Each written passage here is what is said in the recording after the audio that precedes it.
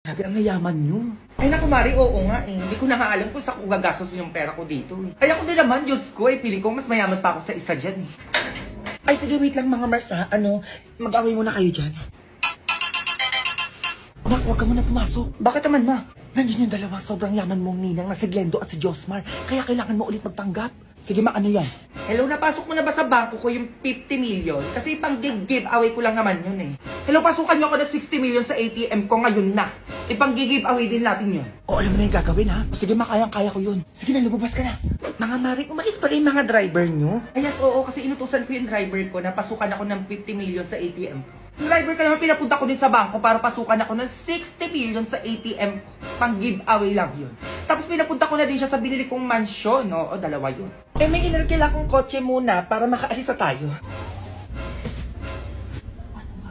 Sige na. Ay, bakit ka umiiyak? Mari, umiiyak siya oh. Ay, bakit? Anyari sa'yo? Ay, kailangan niya ata ng pera, Mari. Kailangan mo ba ng pera? Opo, ma'am, na-hold up po kasi ako eh. Kailangan ko ng pera. Ay, Diyos ko, Mari, na hold up. Kawawa naman to. Paano ba gagawin dito? Ay, may cheque ako dito. Ay, dala ko din naman yun sa akin, oh.